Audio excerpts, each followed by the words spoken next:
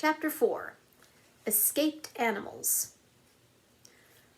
All the Hollister children felt so sorry for Bobby Reed that they did not even want to go downtown and look at the new fish in their father's aquarium. But their mother insisted they should go, because Tinker had asked them to. "I wish we could do something for Bobby," Pam said, "but what could it be?" None of them could think of anything right now, but they would not give up trying. Next morning, Pete and Ricky decided to go fishing while they figured out a plan. After the boys had set off, Pam and Holly helped their mother tidy the kitchen. While working, they began to talk about the mysterious Old Mo, who put tags on fish. "That's another little mystery for you to figure out," Mrs. Hollister said, thinking of the one the children had solved in connection with their house. "I'm really going to find out who he is, Mother," Pam said. Holly's eyes grew serious as she exclaimed, "Maybe Old Mo is in trouble and is trying to send a message on the tails of fish." "Let's hunt for him," Pam said eagerly. "But where?" "For all we know, Old Mo may live right here in town," Pam said. "Sometimes missing people are found very near where they used to live, aren't they, Mother?" "Yes, usually, though, they're found in faraway places. So don't be discouraged if you don't succeed in locating him right away.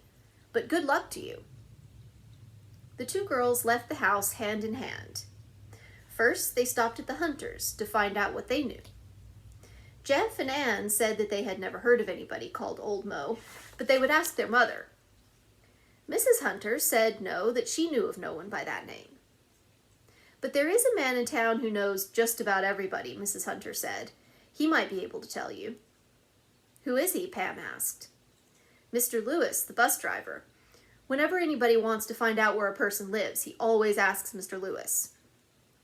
"That's a good idea," Holly said. "Let's wait until he drives by next time. We'll stop him and ask if he knows Old Mo." Jeff said that Mr. Lewis had driven by about 15 minutes ago and was not due back for another half hour. In the meantime, the children played badminton in the Hunter's backyard. Pam and Holly were very good at it and teamed up to beat Anne and Jeff. Finally, Jeff looked at his wristwatch. "Mr. Lewis should be here any time now," he said. "Let's go out front and watch for him." As Jeff reached a spot where he could look down the road, he called, "Here he comes!" The bus appeared far down the street. The children ran to the corner stop and waited. When the bus stopped, Mr. Lewis opened the door. "All you children want a ride?" he smiled. "No," Anne replied. "We'd like to ask you some questions, Mr. Lewis." "Go ahead," the driver said, "but make it snappy. I don't have much time. I tell you, suppose you hop on the bus, and I'll give you a free ride for a couple of blocks until you ask your questions." Holly giggled. What fun! The children got on the bus and sat down near the door. "Now, what are your questions?" Mr. Lewis said as he started up. Pam asked, "Do you know of anybody in this town named Mo?" "Mo?" Mr. Lewis scratched his head. "I know a Joe and a Flo, but I don't know a—" He snapped his fingers. "Yes, I do. I know a man named Mo." Pam and Holly sat on the edge of their seats to hear more. "You do?" Pam burst out. "Who is he and where does he live?" "Is he old?" Holly asked.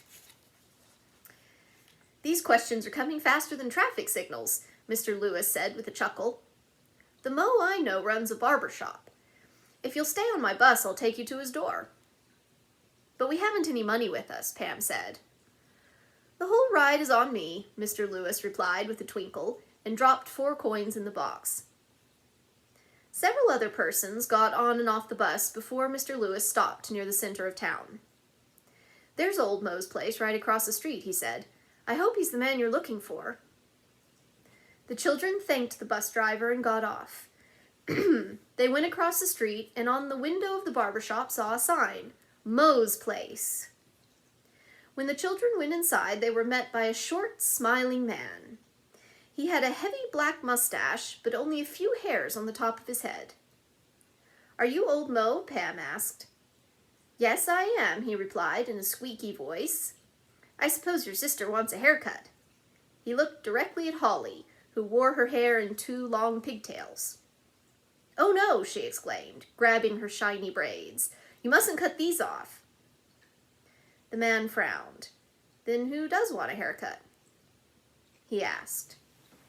"Nobody," Pam replied. "All we want to know is, Mr. Moe, do you keep fish?" The barber's eyes brightened. "So you've heard about my fish, eh? Would you like to see them? Follow me."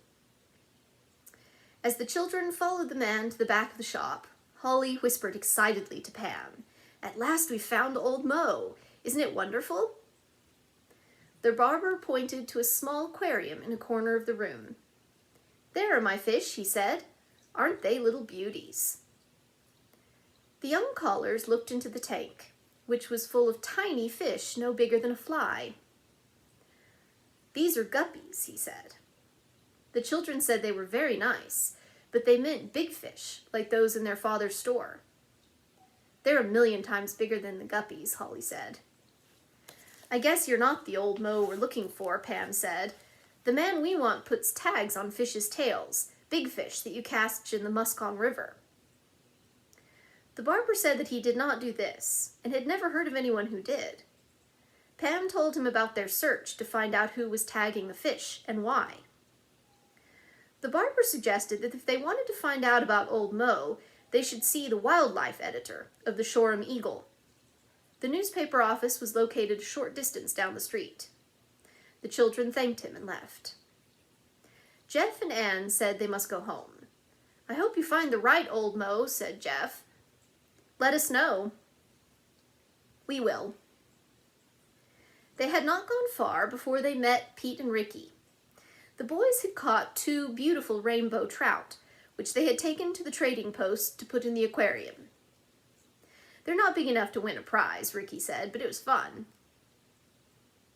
When he and Pete heard the story from their sisters about the wrong old Moe they'd called on, the boys laughed. As it was noontime, the children returned home for lunch. Later, they all walked to the newspaper office. Entering the Shoreham Eagle, Pam stepped up to a young woman seated at a desk near the door. "Is there something I can do for you?" she asked. "Yes," Pam replied, and told her they would like to speak to the wildlife editor.